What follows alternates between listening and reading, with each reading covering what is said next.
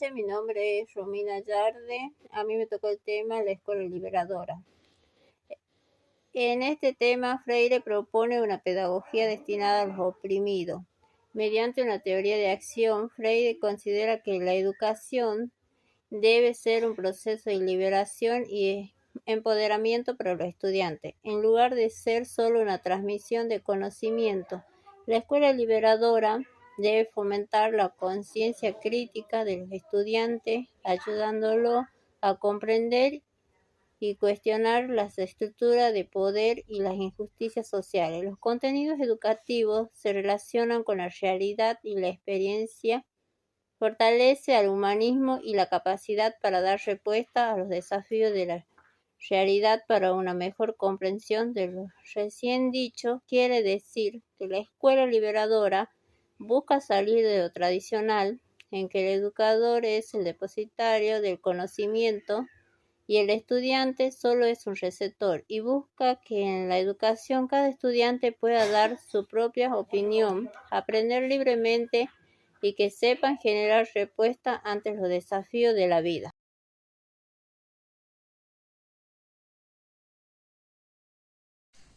Bueno, yo voy a hablar un poco sobre lo que es la educación sin escuelas. En mediados del siglo XX, la confianza que se depositaba en las escuelas empezó a desmoronarse, y en los años 60 y 70 surge como fenómeno una propuesta que se basaba en la desinstitucionalización, y que dicha propuesta estaba encabezada por Iván Illich, quien era un importante pedagogo. Este movimiento proponía otra alternativa de educación no centrada en la escuela, sino fuera de ella, porque Illich sostenía que la escuela no estaba preparada para formar generaciones en tecnología y que era un proceso en el cual no todos tenían acceso. Entonces se propone liberar la educación para que se pueda aprender la verdad sobre la sociedad en la que se vive. El movimiento de Iván Illich toma la escuela como una denominación en América Latina, en los estados de México, en Puerto Rico y en Alemania, que era donde él fue pedagogo. Illich decía que la escuela no preparaba para salir del tercer mundo, porque ésta domesticaba dentro de la institución. La idea de la educación sin escuelas miraba hacia una sociedad abierta y tenía tres características: proporcionar a todos, dotar a todos y dar a todos.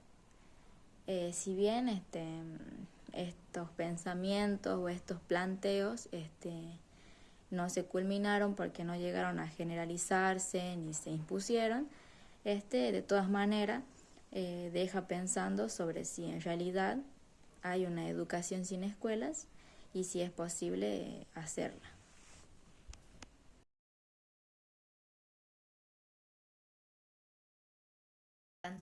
De las industrias del conocimiento. Por su parte, la educación popular es aquella educación que construye conciencia y se forma a través de los intereses brindados de la sociedad, de la cultura, de la política. Toma en cuenta todo. Entonces, para construir y pensar en una universidad, en una extensión universitaria popular, es necesario que esa extensión se vuelva parte de la universidad con los mismos intereses, con los mismos valores, con el mismo nivel que tiene la universidad, y no ser solo ese apéndice carente de privilegio académico. Continuando con las reflexiones de Moacir Gadotti, este pedagogo brasileño que destaca las ideas de Paulo Freire sobre la educación como un proceso de liberación y transformación social, que enfatiza en la importancia de que las nuevas generaciones adopten estas ideas para que puedan construir un mundo más justo y que sea equitativo para todos. También defiende a la educación popular como una herramienta fundamental para el empoderamiento de los movimientos sociales. Esta educación popular, que se caracteriza por ser una educación participativa, crítica y transformadora, que busca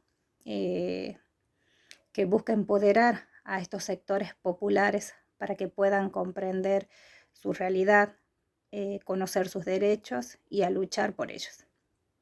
También resalta el papel transformador de los movimientos sociales como agentes de cambio social y político, ya que estos movimientos, al surgir de la base de la sociedad, representan la voz de los sectores oprimidos y marginados, desafiando el orden establecido y proponiendo alternativas para una sociedad más justa. También propone una articulación entre estos movimientos sociales y la educación, considerando que ambos ámbitos se nutren y se fortalecen mutuamente. Por ejemplo, los sectores sociales aportan a la educación la experiencia, demandas y saberes populares, mientras que la educación les brinda herramientas para el análisis crítico, la organización y la acción transformadora. Y para finalizar, también cabe reflexionar el papel crucial que cumple la educación en la formación de las futuras generaciones, destacando la importancia de brindarle las herramientas necesarias para enfrentar los desafíos del mundo actual y construir un futuro mejor, enfatizando en la necesidad de una educación liberadora, emancipadora y transformadora.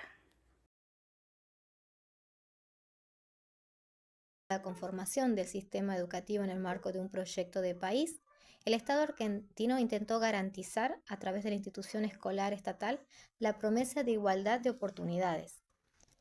Por lo tanto, la crisis de la educación comienza en 1960, cuando se empieza a hacerse evidente que la expansión del sistema no representa en la práctica una garantía de calidad educativa. Es entonces cuando la escuela empieza a recibir dos críticas: la falta de validez o falta de significación social de los contenidos de la enseñanza y la igualdad de oportunidades educativas vista como una promesa incumplida.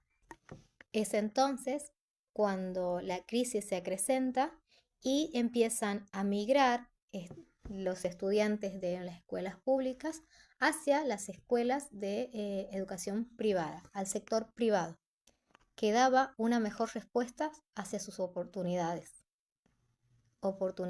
y necesidades. Este desplazamiento desde el sector público hacia el sector privado y esa diferencia que existe entre el sector público y el sector privado permite ver cómo el Estado tiene dificultades para garantizar una educación igualitaria para todos. A finales de la década de los 80 se instalaron en la sociedad las críticas que se realizaban hacia las escuelas, en donde se manifestaba que había una situación de discriminación desde el interior de las escuelas. Más adelante, en los 90, surge la reaparición de los discursos de la reforma educativa. Y es en el mismo año en donde se empieza a pensar que la educación cuesta dinero y que es necesario mayores recursos para la misma. Y así fueron transcurriendo los años con promesas de cambios, de reformas, y llegamos al siglo XXI con una crisis crónica del sistema educativo, en donde se gira en un círculo vicioso de crisis, reforma, educación, crisis, reforma, en donde se evidenciaba que se le echaba culpas de este fracaso educativo a la familia, a los docentes, a la falta de comunicación en las instituciones educativas, cuando en realidad lo que pasaba era que las reformas no generaban cambio, no eran totalmente innovadoras y además eran muy conservadoras. Y fueron siempre las mismas estrategias y reformas que se utilizaban en el siglo XIX. Por lo tanto, en la actividad, los sistemas educativos son sistemas de transición, si se siguen utilizando las mismas formas y métodos que se utilizaban en la vieja usanza, con el método tradicional, y esta transición cada vez se hace más larga y dolorosa, y la problemática está centrada en cómo salir de ella, por lo cual revertir la actual crisis fue y sigue siendo una actividad compleja, pero cabe destacar que nuestro sistema educativo cuenta con un gran potencial que no siempre es valorado y que existe una sociedad preocupada y que existe también gran cantidad de docentes y alumnos que trabajan y estudian a pesar de las reformas que no han sido reformadas y a pesar de la crisis.